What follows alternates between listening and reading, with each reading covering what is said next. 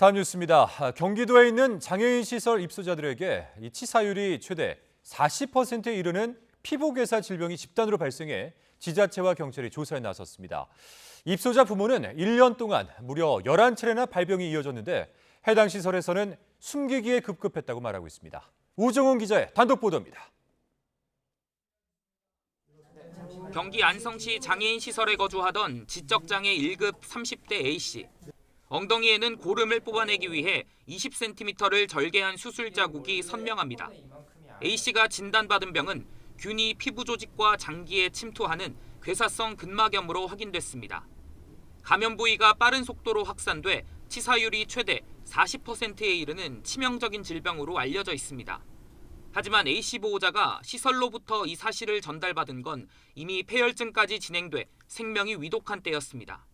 A씨는 2차례 이어진 수술로 현재 휠체어에 의지하고 있습니다. 혈증이 이미 진행이 됐었어요. 네.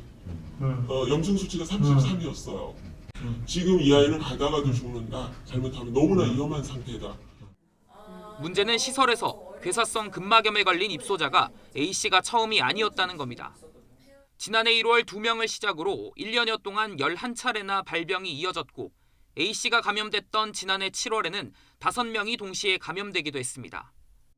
같은 병으로 3차례 수술을 받아야 했던 다른 입소자 보호자가 들은 설명은 코로나 백신 부작용으로 보인다는 말뿐이었습니다. 또 병이 재발해 고름을 빼내기 위한 허리 절개 수술을 할 때도 보호자에게 연락하지 않았습니다. 찔렀다는 얘기도 안 하고 제가 이걸 분명히 고지했거든요. 재발하면 빨리 저한테 연락을 하셔라. 그럼에도 불구하고 2차 재발했는데도 숨겼어요. 결국 괴사성 근막염 집단 발병 사실은 첫 발병이 있은 지 7개월 뒤에야 보호자 신고로 지자체 등 외부에 알려졌습니다. 이후 보건소가 역학조사를 벌였지만 아직 구체적인 원인을 찾지 못했습니다.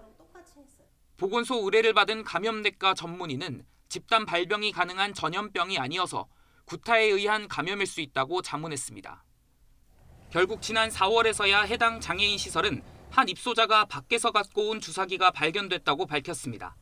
이 주사기로 다른 입소자를 찔렀다고 진술했다며 이 때문에 집단 발병이 일어났다고 공지한 겁니다. 구체적인 발병 원인을 묻는 YTN의 문의에 해당 장애인 시설 측은 은폐할 뜻은 없었다면서도 공식 답변은 거절했습니다. 경기도 장애인 권익옹호기관은 입소자들 집단 발병 과정에 방임이 의심된다고 보고 지난달 시설에 대한 경찰 수사를 의뢰했습니다. 경기 안성시 의회는 주무부서와 시설을 찾아 입소자의 안전을 살피는 긴급 점검에 나섰습니다. 지난 2005년부터 운영된 시설은 결국 지난달 자진 폐지하겠다고 지자체에 신고한 것으로 확인됐습니다.